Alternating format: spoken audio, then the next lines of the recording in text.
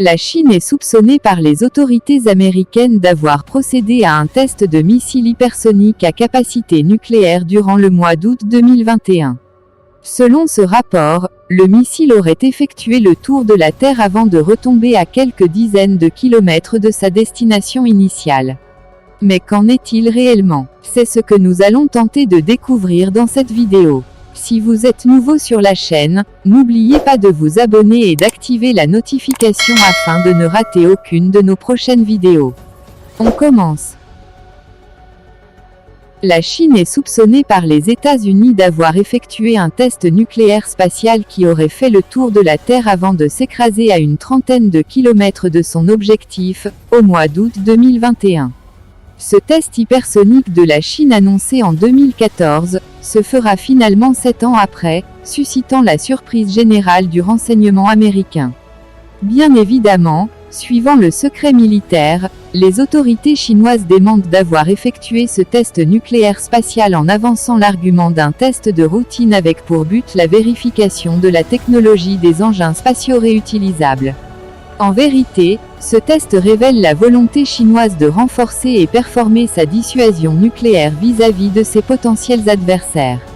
Appartenant à la famille des missiles intercontinentaux balistiques, ce test a été classé par les Américains comme relevant d'un système de bombardement orbital fractionnel peu connu, avec également pour rôle la délivrance intercontinentale d'armes nucléaires. L'avantage de ce système de bombardement est qu'il est capable de déjouer les radars d'alerte avancés américains couvrant le pôle Nord, mais également de mener une offensive par le pôle Sud, moins observée par les satellites, grâce à sa grande manœuvrabilité voire mobilité.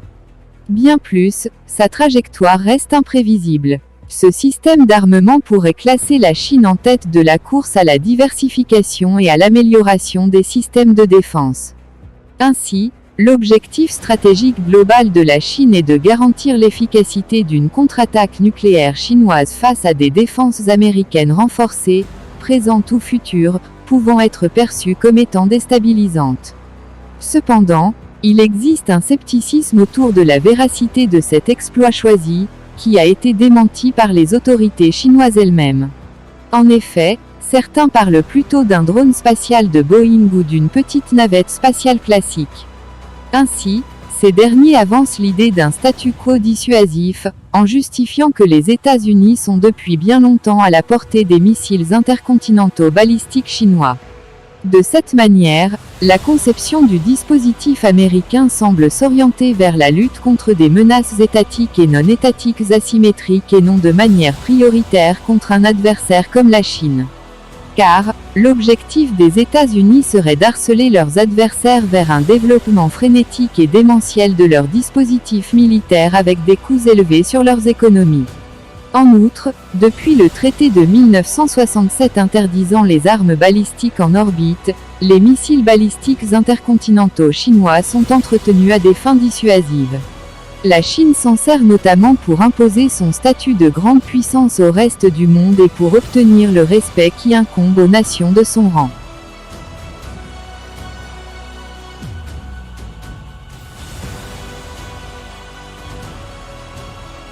Merci d'avoir regardé cette vidéo jusqu'au bout. Dites-nous en commentaire ce que vous pensez de cette analyse, et si la vidéo vous a plu, n'hésitez pas à la partager et à liker. À bientôt pour une nouvelle vidéo.